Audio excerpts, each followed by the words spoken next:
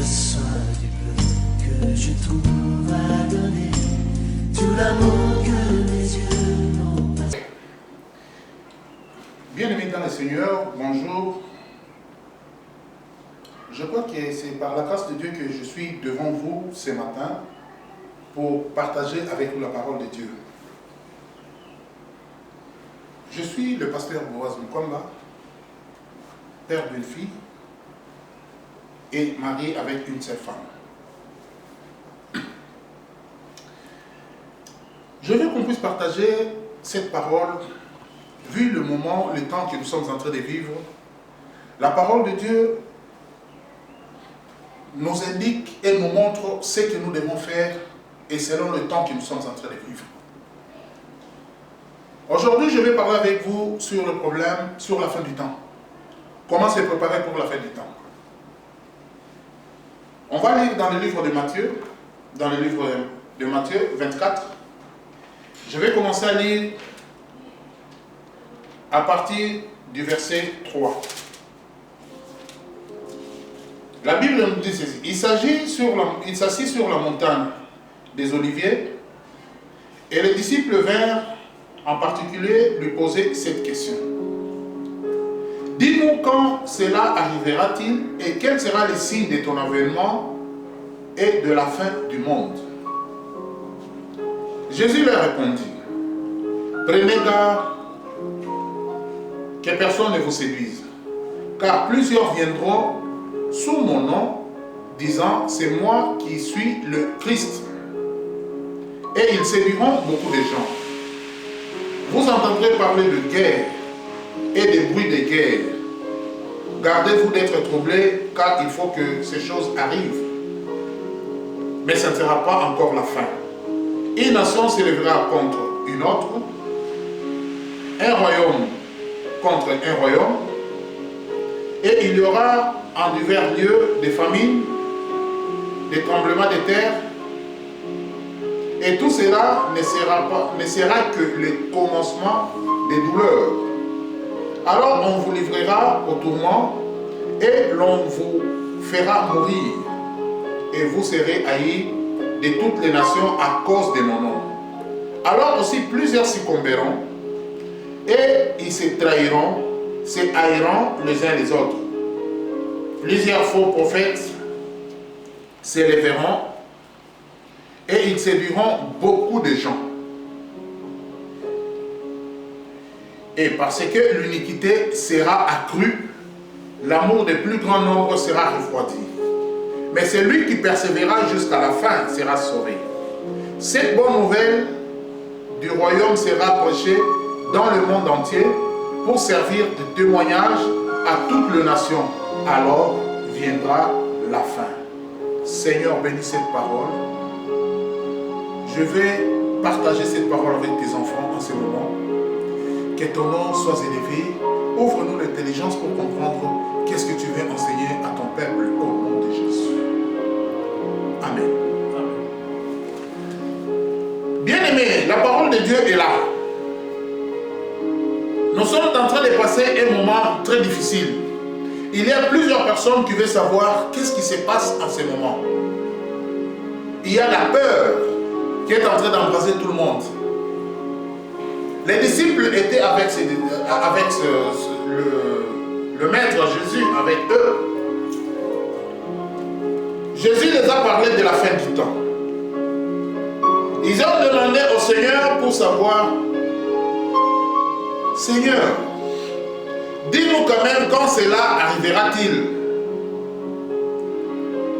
Ils ont demandé le temps que cela doit arriver pour se préparer. Pour que cela ne puisse pas leur surprendre. Ils voulaient être prêts. Même s'ils faisaient autre chose, ils voulaient qu'à ce moment-là qu'ils soient prêts. La Bible dit ceci. Jésus les a répondu. Prenez garde. Que personne ne vous séduise, car plusieurs personnes viendront à mon nom. Nous les voyons déjà. Il y a plusieurs personnes qui sont en train de marcher avec le nom du Seigneur. Ils sont en train de parler n'importe quoi au nom de Jésus. Même les féticheurs aujourd'hui, ils ont compris que les gens ne veulent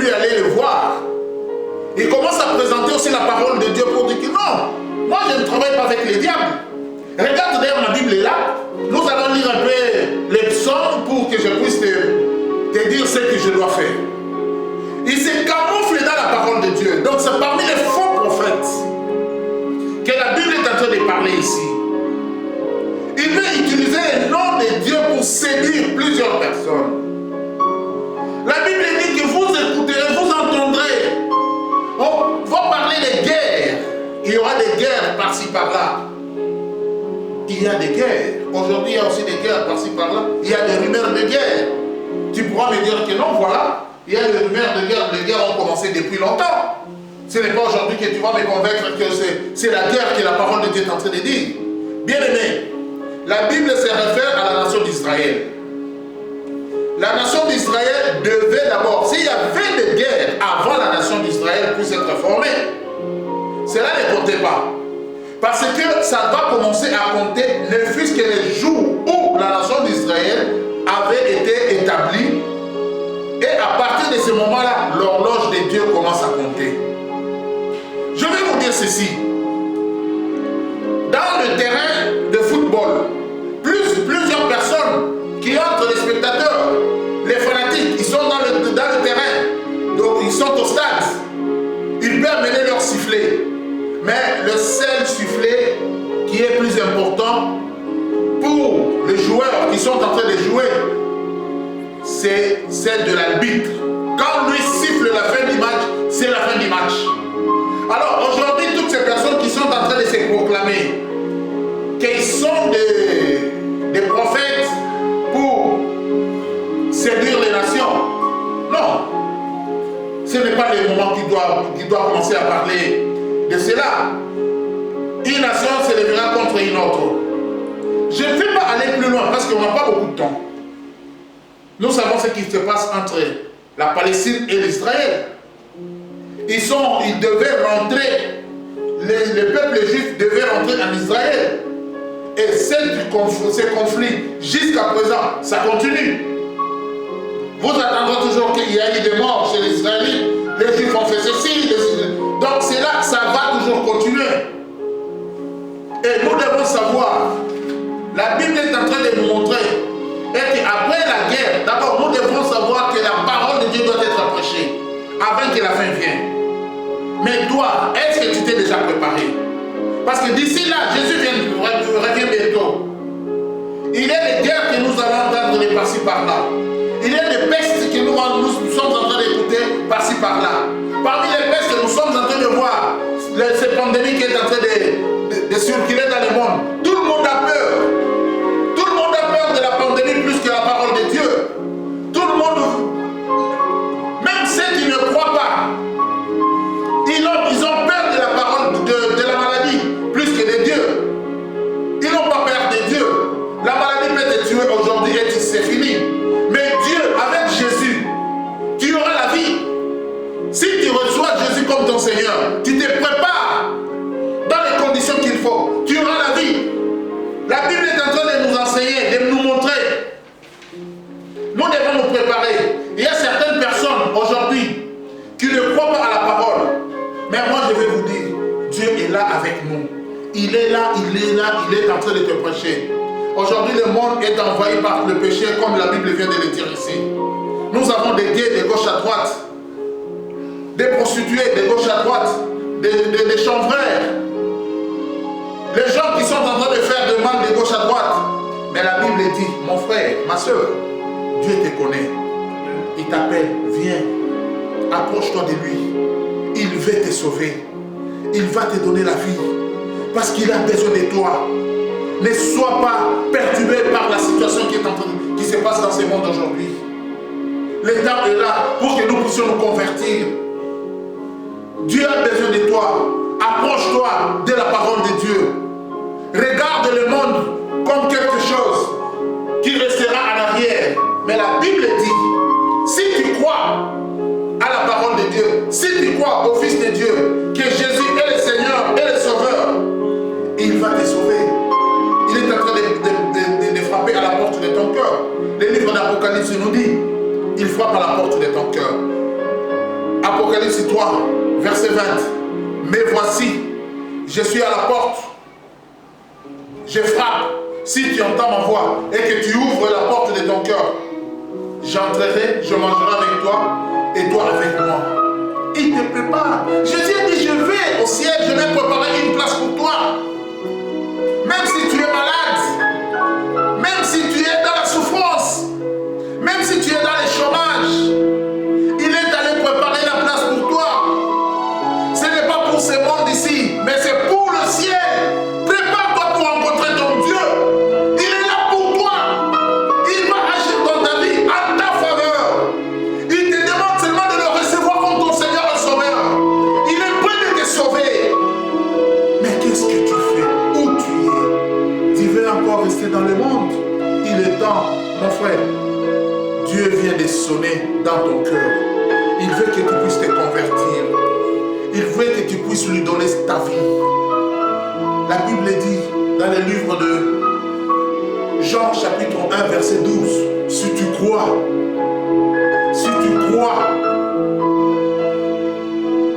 tu le reçois comme ton Seigneur et Sauveur, il va te donner la vie éternelle. 1 Jean 5, à partir du verset 13, il est en train de dire, c'est lui qui est la vie éternelle. Si tu reçois Jésus, tu as la vie. Si tu ne veux pas le recevoir, tu n'auras pas la vie. Parce que la vie éternelle se trouve entre les mains de Dieu, entre les mains de Jésus. Bien-aimé, il est temps que tu puisses te convertir, t'approcher au Seigneur. Il est là pour toi. Il veut te sauver. Mais ne te laisse pas emporter par le monde. Quelle est la situation que tu es en train de vivre? Tu as peur de la maladie. Tu as peur du coronavirus. C'est une maladie qui va passer. Mais Dieu a besoin de ton âme. Même aujourd'hui, tu mourrais. Mais il y a une place que Jésus est allé préparer pour toi. Vaut mieux être dans le Seigneur qu'être emballé dans le monde sans vie. Bien-aimé, je t'appelle, venez avec moi. Je vais prier avec toi. Si tu le reçois, tu veux le recevoir comme ton Seigneur et Sauveur, ouvre ton cœur et fais cette prière avec moi. Écoute, bien-aimé. Dis après moi, Seigneur Jésus,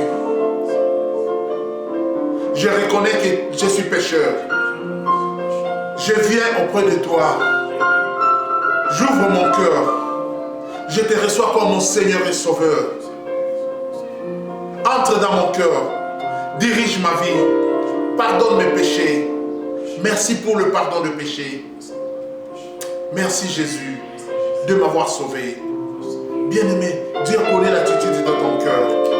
Il est celui qui vient de te sauver. À partir de ce moment, tu es appelé enfant de Dieu. Il est avec toi. Ne te dérange plus. Suis la parole de Dieu. Attache-toi à la parole de Dieu. Il est là pour toi. Ne soyez pas distrait. Ne sois pas emporté. Je vais prier pour toi. Je vais prier pour ton problème. Tu peux penser, peut-être comme je suis dans cette situation, Dieu m'a abandonné, il ne t'abandonnera jamais. La Bible le dit, Hébreux 13:5, il ne t'abandonnera jamais. Il est avec toi. Dans le verset où tu dis, il est le même hier, aujourd'hui et éternellement. Il est le même, il va te sauver. Je vais faire une prière pour toi. Oh Seigneur notre Dieu, agis dans la vie de cette personne. Qu'il a besoin de toi. Il veut que tu puisses les sauver. Il veut que tu puisses te manifester dans sa vie. Il veut que tu puisses agir dans sa vie. Seigneur, je demande que ta main puisse les toucher. Je ne vais pas lui donner de l'eau. Je ne vais pas lui donner de l'eau de l'huile. Je ne vais rien lui donner. Mais ce n'est que le nom de Jésus qu'il soit sauvé. Au nom de Jésus. Père, merci. Car tu as toute la puissance de la divinité entre tes mains. Laisse que ton nom soit élevé. Oh Dieu Jéhovah Rapha, l'Éternel qui guérit. Guéris sa maladie. Au nom de Jésus. Merci, car tu as toute la puissance de la divinité entre tes mains. Ainsi nous te prions. Amen. Que Dieu vous bénisse. Rien n'est plus beau que ton nom. Rien n'est plus saint que le sang du pardon. Je veux n'être qu'à toi. Jésus, mon roi.